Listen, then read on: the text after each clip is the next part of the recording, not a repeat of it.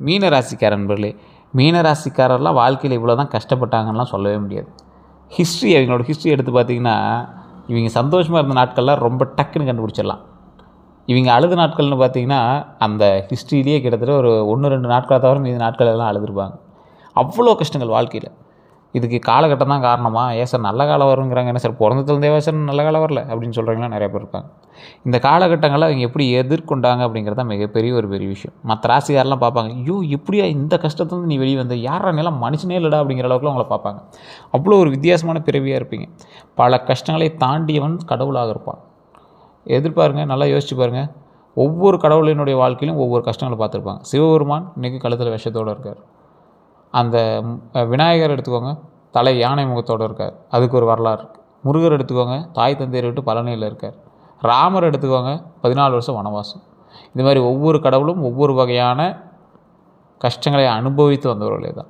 எல்லா கடவுளும் உங்கள் லைஃப்பில் எந்த கடவுள் வேணாலும் எடுத்து பாருங்கள், ஏதோ ஒரு கடவுள் எடுத்து பாருங்கள், கண்டிப்பாக இங்கே வந்து ஏதோ ஒரு வகையில் ஒரு கஷ்டங்களை அனுபவித்த ஒரு கடவுளாக இருப்பாங்க. திருப்பதி பெருமாள்லேருந்து எல்லாருக்குமே, திருப்பதி பெருமாள் குபேரன்கிட்ட கடை வாங்கினார். இந்த மாதிரி ஏதோ ஒரு விஷயம் இருக்கும்.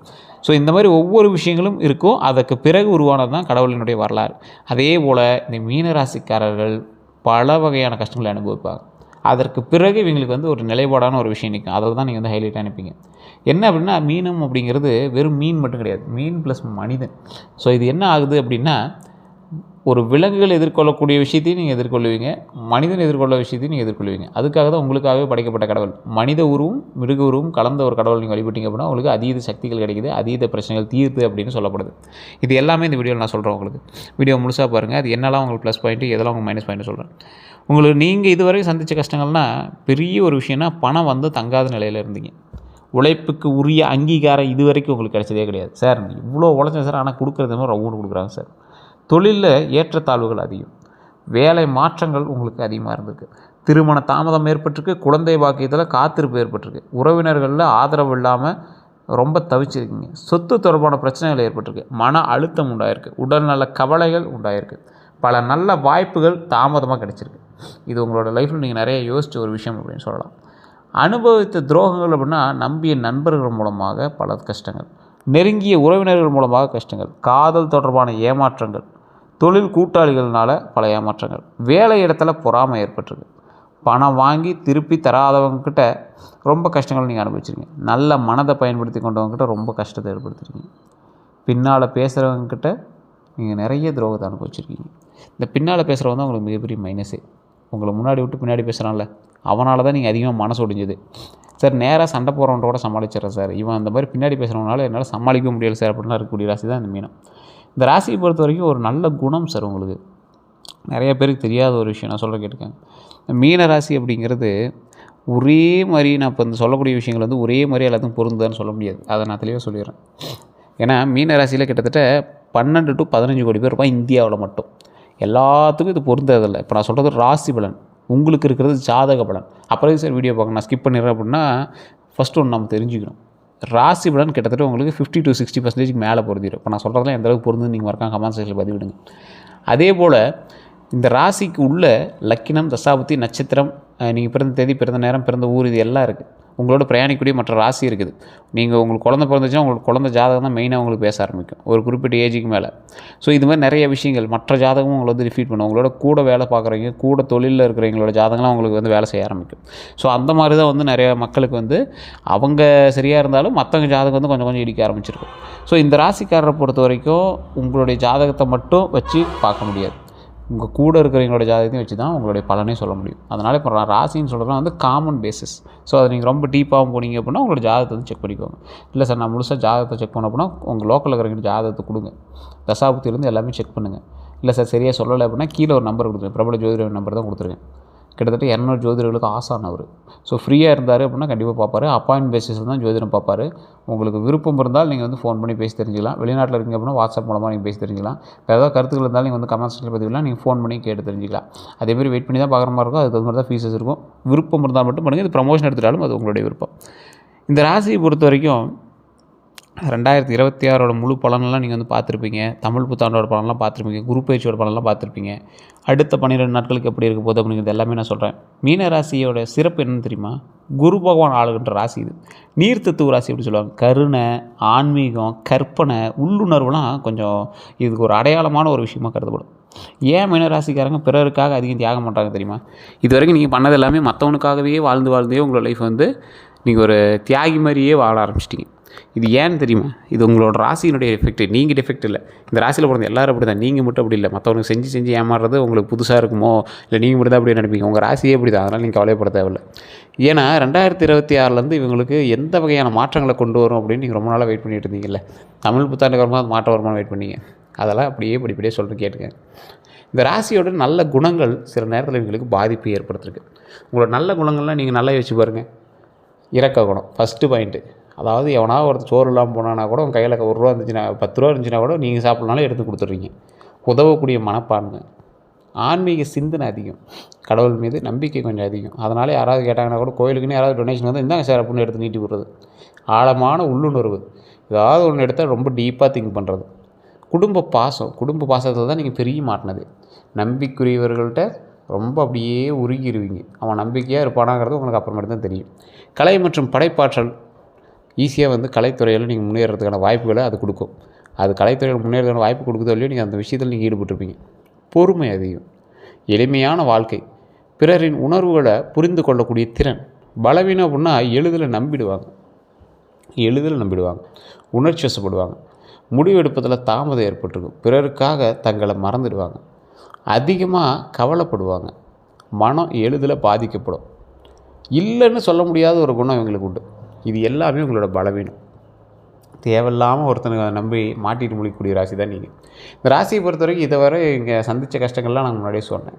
இப்போ நம்பிய துரோகங்கள்னால தான், நம்பிய நண்பர்கள் மூலமாக நீங்கள் ஏற்பட்ட துரோகங்கள், நெருங்கிய உறவினர்கள் மூலமாக ஏற்பட்ட துரோகங்கள், காதல் தொடர்பான ஏமாற்றங்கள், தொழிலில் கூட்டாளிகள் தொடர்பான ஏமாற்றங்கள், வேலை இடத்துல பொறாமை, பணம் வாங்கி திருப்பி தராதவன், நல்ல மனசை பயன்படுத்தி கொண்டவன், பின்னால் பேசுகிறவன், இவங்களாலேயே நீங்கள் பாதி வந்து உருகிட்டீங்க. யார்கிட்ட தெரியுமா நீங்கள் எச்சரிக்கை இருக்கணும்? இனிமையாக பேசி நம்ப வைப்பான்ல அவன்கிட்ட எச்சரிக்கை. அவன் நண்பனாக இருந்தாலும் சரி, உறவினராக இருந்தாலும் சரி, எவனாக இருந்தாலும் சரி, தேவையற்ற கடன் கேட்குறவொன்னு நீங்கள் தள்ளியே நில்லுங்க. இப்போ தரலன்னா அவன் பேச மாட்டான் சார், என்ன சார் பண்ணுறது, தள்ளி நில்லுங்க சார். அப்படியே விட்ட ஆளே ஒன்று தேவையில்லை. போலியான நண்பர்கள் நல்லா பேசுவான், ஒரு முக்கியமான நேரத்தில் எஸ்கேப் போயிடுவான். எச்சரிக்கையாக இருங்க. ஆவணங்களில் அவசரப்படுவாங்க. சீக்கிரம் கையெழுத்து போட்டு சார், பார்த்துக்கலாம் சார் இன்றைக்கி விட்டால் நாளைக்கு இது பண்ண முடியாது சார். ரொம்ப எச்சரிக்கையாக இருங்க. ஃபுல்லாக செக் பண்ணுங்கள். தொழிலில் கூட்டாளிகிட்ட எச்சரிக்கையாக இருங்க. சமூக ஊடகம் மோசடிகிட்ட எச்சரிக்கையாக இருங்க. டிஜிட்டல் மீடியா ரொம்ப எச்சரிக்கையாக இருக்கணும். அதில் காசு எடுத்து இதில் காசு எடுத்து மாட்டிக்காதீங்க. பொறாமை கொண்ட உறவினர்கள்ட்ட எச்சரிக்கையாக இருங்க. வதந்திங்களை பரப்பவர்கள்ட்ட எச்சரிக்கையாக இருங்க. இந்த 2026 தமிழ் புத்தாண்டு நல்ல ஒரு பலன் உங்களுக்கு இருக்குது அப்படின்னு சொன்னாங்க. உண்டு தான், இல்லைன்னுலாம் சொல்ல கிடையாது. ஆனால் அதெல்லாம் உங்களுக்கு உண்டாகுது அப்படிங்கிறதுனா அது ஒரு 20% தான். புதிய தொடக்கங்கள் உண்டாயிருக்கும், தொழிலில் முன்னேற்றம் உண்டாயிருக்கும், வருமான உயர்வு உண்டாயிருக்கும், குடும்பத்தில் மகிழ்ச்சி உண்டாயிருக்கும், வெளிநாட்டு வாய்ப்பு உண்டாயிருக்கும், புதிய வீடு அல்லது நிலம் வாங்கக்கூடிய யோகம் உண்டாகும், வாகனம் வாங்கக்கூடிய வாய்ப்பு உண்டு, திருமண பேச்சு சாதகமாக நகரும், சமூக மரியாதை அதிகரிக்கக்கூடிய ஒரு காலகட்டம் தான். ஆன்மீக வளர்ச்சியும் அதிகமாகுது. இது எல்லாமே உங்களுக்கு 20 to 30% தான் நடந்திருக்கும். நல்லது நடந்தது அப்படிங்கிறது. இந்த குரு பயிற்சி பலன்னு பார்க்கும்போது அதுவுமே உங்களுக்கு சாதகமாக தான் இருந்தது. அதுவும் ஒன்றும் தப்பு சொல்கிறதுக்கு இல்லை. குருவினுடைய அருளால் அதிர்ஷ்டம் அதிகரிக்கக்கூடிய ஒரு காலகட்டமாக தான் இந்த காலகட்டமே உங்களுக்கு உருவாச்சு. இல்லை சார் எல்லாம் நல்லா சொல்கிறீங்க, அப்புறம் எப்படி சார் சொல்கிறேன் இருங்க. இந்த குருவே உங்களுக்கு எவ்வளோ கொடுத்தாரு தெரியுமா? திருமண யோகத்தை வலுவூட்ட கொடுத்தாரு, குழந்தை பாக்கியத்தை கிடைக்கிறதுக்கான வாய்ப்பு கொடுத்தாரு, கல்வி மற்றும் அறிவு வளர்ச்சியை கொடுத்தாரு, தொழிலில் விரிவாக்கத்தை கொடுத்தாரு, புதிய வருமானத்தை கொடுத்தாரு, கடன் சுமை குறையிறதை கொடுத்தாரு, குடும்ப ஒற்றுமையை கொடுத்தாரு, நல்ல மனிதனுடைய ஆதரவு கொடுத்தாரு, எதிர்பாராத நல்ல செய்திகளை கொடுத்தாரு. செய்ய வேண்டியது என்ன தெரியுமா? வியாழக்கிழமை விரதம், மஞ்சள் நிற ஆடை, தட்சிணாமூர்த்தி வழிபாடு, கொண்டக்கடலை தானம் பண்ணுங்கள், குரு காயத்ரி மந்திரம் பாடினீங்கன்னா ரொம்ப நல்லது. அதை தவிர்க்க வேண்டியது அவசர முடிவுகள் எடுக்கவே கூடாது. தேவையற்ற கடன் இந்த காலகட்டத்தில் கடன் வாங்க வைக்கும். அதனால் கடன் வாங்காதீங்க. உணர்ச்சி வசப்பட்ட முடிவுகள் எடுக்காதீங்க. யாரையும் கண்மூடித்தனமாக நம்பாதீங்க. இதுதான் மெயின். யாரையும் கண்மூடித்தனமாக நம்பாதீங்க. திருமணத்தை பொறுத்த வரைக்கும் திருமண தடை குறையும், நல்ல வரன் அமையும், திருமண வாழ்க்கையில் புரிதல் அதிகரிக்கும், குடும்ப அமைதி உண்டாகும், பிரிந்தவர்கள் மீண்டும் இணையறதுக்கான வாய்ப்புகள் உண்டாகுது. இந்த திருமண தடையை பொறுத்த வரைக்கும் நீங்கள் திருச்செங்கோடு அர்த்தநாதீஸ்வரர் ஆலயத்துக்கு போயிட்டீங்கன்னா மிகப்பெரிய நன்மை உண்டு அப்படிங்கிறத ஞாபகம் வச்சுக்கோங்க. மற்றபடி எல்லாம் ஒன்றும் ப்ராப்ளம் கிடையாது, நல்லா இருக்குது. குழந்தைகளை பொறுத்த வரைக்கும் குழந்தை பாக்கி கிடைக்கக்கூடிய ஒரு காலகட்டம். குழந்தைகளோட கல்வியில் முன்னேற்றம் உண்டாகுது, போட்டித் தேர்வுகளில் வெற்றி உண்டாகுது, வெளிநாட்டு கல்வி வாய்ப்பு உண்டாகுது, குழந்தைகளால் பெருமை உண்டாகுது. தொழிலை பொறுத்த வரைக்கும் புதிய வேலை வாய்ப்பு உண்டாகுது. வேலை வாய்ப்பு பொறுத்த வரைக்கும் இந்த ராசிகளுக்கு வேலை வாய்ப்பில் தான் ஒரு சின்ன சின்ன சிக்கல் இருக்குது. அதை மட்டும் நீங்கள் தனிப்பட்ட ஜாதகத்தை பார்த்து செக் பண்ணிக்கோங்க. நான் ஓப்பனாக சொல்கிறேன்.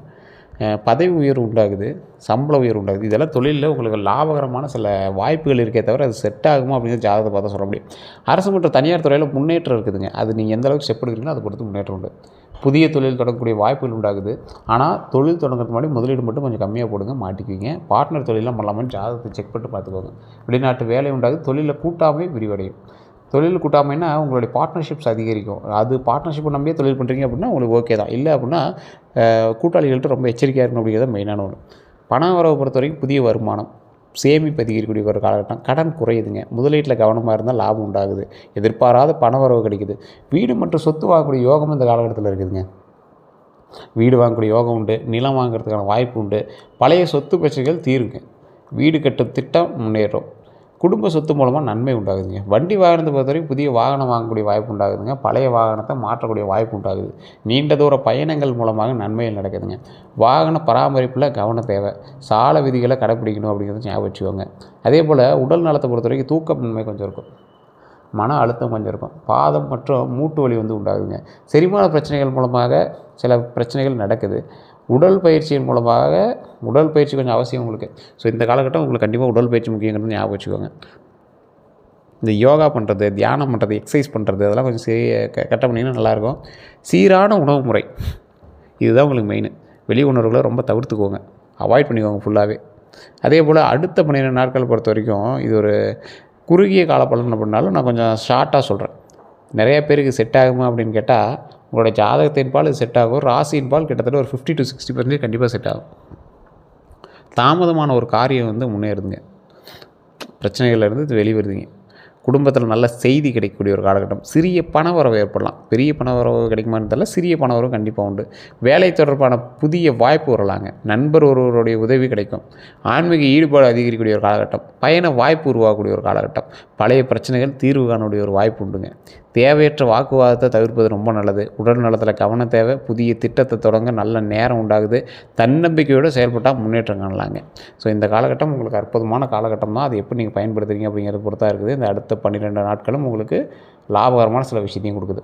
தடைகளுக்கு தாமதத்துக்கும் காரணம் என்ன நீங்கள் இது வரைக்கும் வச்சுருக்கீங்களா? உங்களோட எது எடுத்தாலும் தடையாகுது, தாமதமாகுது இல்லை, என்ன காரணம் வச்சுருக்கீங்களா? அதிகமாக உணர்ச்சி வசப்படுறது. பார்த்தலாம் இன்றைக்கி பண்ணிடலாம் பார்த்தா பொறுமையாக நிதானமாக செலக்ட் பண்ணி என்ன ஏதுன்னு பார்த்து பண்ணலாம். ஏன் அவசரம்? அதே போல் முடிவெடுப்பதில் தாமதம் ஏற்படுது. பிறரை குறைவாக, அதாவது ஒருத்தர் நீங்கள் குறைவாக எடை போட்டுறாதீங்க. அதே பெரிய ஒரு மிகப்பெரிய விஷயம். பிறரை அதிகமாக நம்புறதையும் நிறுத்திக்கங்க. தேவையில்லாமல் அதிகமாக நம்பாதீங்க. திட்டமிடல் உங்கள்கிட்ட கொஞ்சம் குறைவுங்க. தேவையற்ற செலவுகளை கொஞ்சம் குறைங்க. நேர மேலாண்மை இல்லாமல் இருக்கிறது தான் உங்களுக்கு ஒரு பெரிய மைனஸு. சில நேரங்களில் தன்னம்பிக்கை குறைவு உங்கள்கிட்ட. அந்த தன்னம்பிக்கையை மட்டும் கொஞ்சம் சரி பண்ணிங்க அப்படின்னா மிகப்பெரிய நன்மை உண்டு. சூழ்நிலைகளை தவறாக மதிப்பிடாதீங்க. அதனால தான் நீங்கள் மிகப்பெரிய லாக்கில் மாட்டுறீங்க. இந்த செய்வினை, கந்திஷ்டி இதன் மூலமாக பாரம்பரிய நம்பிக்கைகள் எப்படி செய்வினை, கந்திஷ்டி இதெல்லாம் ஒரு கருத்து இல்லை அப்படிங்கிற ஒரு இடம்லாம் இருக்குதுங்க. அது உங்களுக்கு எந்த அளவுக்கு இருக்குன்னு செக் பண்ணிக்கோங்க. திடீர் பதட்டமோ இல்லை திடீர்னு ஏதாவது உங்களுக்கு வேலையில் ஏதாவது சோர்வோ இல்லை திடீர் தடைகள் மாதிரி ஏதாவது ஏற்பட்டுச்சு அப்படின்னா அதுக்கான வாய்ப்புகள் ரொம்ப அதிகம். ஸோ உங்களுக்கு அது மேலே நம்பிக்கை இருந்தால் குலதெய்வ வழிபாடு பண்ணுங்கள். அதே போல் அதுக்கான பரிகாரம் சொல்கிறேன், நோட் பண்ணிக்கோங்க. வியாழக்கிழமை குரு வழிபாடு பண்ணுங்கள். விநாயகர் வழிபாடு பண்ணுங்கள். சிவன் மற்றும் தட்சிணாமூர்த்தி வழிபாடு பண்ணுங்கள். தரிசனம் பண்ணுங்கள், ரொம்ப நல்லது. நவகிரக வழிபாடு பண்ணுங்கள். அதை விட ரொம்ப அற்புதமான ஒரு இது. சிவன் மற்றும் தட்சிணாமூர்த்தி வழிபாடு பண்ணிங்கன்னா தடைகளை நிவர்த்தி பண்ணும். அதே போல் நவகிரக வழிபாடு பண்ணிங்கன்னா காலங்கத்துக்கு ஏற்ற மாதிரி உங்களுக்கு நல்ல ஒரு வழிகளை காட்டும். அன்னதானம் பண்ணுங்கள். உங்களுடைய பாவங்களை நிவர்த்தி பண்ணி கொடுக்கும். மஞ்சள் நிற ஆடை தானம் ரொம்ப நல்லதுங்க. அதே போல் ஏழைகளுக்கு உதவி பண்ணுங்கள். குரு மந்திர ஜபம் பண்ணுங்கள். வீட்டில் தீபம் ஏற்றுறது ரொம்ப நல்லது. தியானம் மற்றும் நற்செயல்கள் ரொம்ப நல்லதுங்க. இந்த காலகட்டம் ஒரு அற்புதமான காலகட்டம். இந்த 2026 நீங்கள் செய்ய வேண்டியது அப்படின்னு முன்னாடியே நீங்கள் நோட் பண்ணியிருக்க வேண்டிய சில விஷயத்தை நான் சொல்கிறேன், நோட் பண்ணிக்கோங்க. தினமும் பிரார்த்தனை பண்ணுறது, புதிய திறன்களை கற்றுக்கொள்வது, சேமிப்பு அதிகரிக்கிறது, குடும்பத்துடன் நேரம் செலவிடுறது, தான தர்மம் செய்கிறது ரொம்ப நல்லது. உடல் நலத்தை கவனிக்கிறது ரொம்ப ரொம்ப ரொம்ப நல்லது. தேவையற்ற செலவுகளை குறைக்கணும். ஆன்மீக வளர்ச்சியில் ஈடுபடுறது ரொம்ப நல்லதுங்க. யோசித்து முடிவெடுக்கிறது ரொம்ப நல்லது. நேரத்தை சரியாக பயன்படுத்துங்க. இந்த தவிர்க்க வேண்டியவை அப்படின்னா தேவையற்ற கடனை தவிர்த்துக்கோங்க. அவசர முதலீடுகளை தவிர்த்துக்கோங்க. உணர்ச்சி வசப்பட்ட முடிவுகளை தவிர்த்துக்கோங்க. நண்பர்கள்கிட்ட கண்மூடித்தனமாக நம்பிக்கை வைக்காதீங்க. ரொம்ப எச்சரிக்கையாக இருங்க. ஆவணங்களை படிக்காமல் கையெழுத்திடுறதுல ரொம்ப எச்சரிக்கையாக இருங்க. உடல் நலத்தை அலட்சியம் செய்யாதீங்க. தேவையற்ற வாக்குவாதத்தை தவிர்த்துக்கோங்க. தேவையற்ற வாக்குவாதம் இந்த காலகட்டத்தில் தேவையில்லை. கொஞ்சம் நிதானமாக பொறுமையாக செயல்பட்டால் நம்பிக்கையும் நன்மையும் உண்டு அப்படிங்கிறது ஞாபகம் வச்சுக்கோங்க. நான் சொன்னது நல்லா ஞாபகம் வச்சுக்கோங்க. இந்த செய்ய வேண்டியவைன்னு சொன்னல, தினமும் பிரார்த்தனை. என்ன சார் பிரார்த்தனை பண்ணுறது, யார்கிட்ட சார் பிரார்த்தனை பண்ணுறது அப்படின்னா, உங்களோட குலதெய்வத்தை முடிஞ்சால் வழிபடுங்க. போயிட்டு வந்தீங்க அப்படின்னா ரொம்ப நல்லது தான். இந்த ஒரு 12 நாட்கள் அதை ஸ்டார்ட் பண்ணிங்க அப்படின்னா ரொம்ப நல்லது. அதற்கு பிறகு இது வந்து உங்களுக்கு நல்ல ஒரு பாசிட்டிவான வைபை தான் கொடுக்கும். புதிய திறன்களை கற்றுக்காங்க. அந்த திறன்கள் மூலமாக தான் இனிமேல் உங்களுக்கு வருமானம் அதிகரிக்குங்கிறது ஞாபகம் வச்சுக்கோங்க. சேமிப்பு அதிகரிக்கக்கூடிய ஒரு காலகட்டம். குடும்பத்தோடு நேரம் செலவிடுறதுனால பல நன்மைகள் உண்டாகுது. தான தர்மம் செய்கிறதுனால மிகப்பெரிய நன்மைகள் உண்டாகுது. உடல் நலத்தை கவனிக்கணும். ஃபஸ்ட்டு இந்த ராசிக்காரர்கள் தான் உடல் நலத்தை ரொம்ப கவனமாக பார்த்துக்கோங்க, எச்சரிக்கையாக பார்த்துக்கணும். சின்ன விஷயத்தை கூட விட்றாதீங்க. லைட்டாக தான் பண்ணிச்சா கூட டாக்டர் செக் பண்ணிக்கோங்க. தேவையற்ற செலவுகளை குறைச்சிக்கோங்க. ஆன்மீக வளர்ச்சியை ஈடுபடுத்துங்க. யோசித்து முடிவெடுக்கிறது ரொம்ப கவனமாக இருங்க. நேரத்தை சரியாக பயன்படுத்துங்க. தவிர்க்க வேண்டிய விஷயம் நான் முன்னாடி சொன்னதான், தேவையற்ற அதீத கடன்லாம் வாங்காதீங்க. அவசர முதலீடுகள்லாம் கொஞ்சம் எச்சரிக்கையாக இருங்க. உணர்ச்சி வசப்பட்டு முடிவுகள் எடுக்காதீங்க. நண்பர்கள்கிட்ட கண்மூடித்தனமான நம்பிக்கை வைக்காதீங்க. ஆவணங்களை படிக்காமல் எப்பயுமே கையெழுத்து போட்டுறாதீங்க. உடல் நலத்தை அலட்சியம் செய்யாதீங்க. அதே போல் தேவையற்ற வாக்குவாதத்துலேருந்து தவிர்த்துக்கோங்க. யாராவது சண்டை கூப்பிட்டாங்களா கூட போகாதீங்க. தேவையில்லாமல் இனிமேல் உங்களை சண்டைக்கு இழுத்து உங்களை வந்து பிரச்சனைகள் மாட்டி விட்டு தான் பார்ப்பாங்க. ஸோ அதனால் அந்த விஷயத்தில் கவனமாக இருங்க. மீனராசிக்காரர்களுக்கு மிகப்பெரிய பலமே அவங்களுடைய கருணையும் உள்ளுணர்வும் தான். அதை மட்டும் மாற்றிக்காதீங்க. அதனுடன் சரியான திட்டமிடலும் இணைந்தால் நிலையான முன்னேற்றத்தை அடைய முடியும் அப்படிங்கிறது ஞாபகம் வச்சுக்கோங்க. ஸோ இந்த காலம் வந்து உங்களுக்கு ஒரு அற்புதமான காலம் தான், முன்னேற்றத்திற்கான காலம் தான். அது இப்போ நீங்கள் எப்படி பயன்படுத்துறீங்க அப்படிங்கிறது பொறுத்து தான் இருக்குது. இப்போ ஏதாவது சந்தேகங்கள் இருந்தால் மறக்காம கமெண்ட்ஸில் பதிவு விடுங்க. இதோட நம்ம சேனல் சப்ஸ்கிரைப் பண்ண வந்து சப்ஸ்கிரைப் பண்ணி அதில் பெல் பண்ண மறக்காம ப்ரெஸ் பண்ணிக்கோங்க. அதே போல் ஃபேஸ்புக் பார்த்துட்டிங்கன்னா ஃபாலோ பண்ணிக்கோங்க. எல்லோருக்கும் நன்றி நண்பர்களே.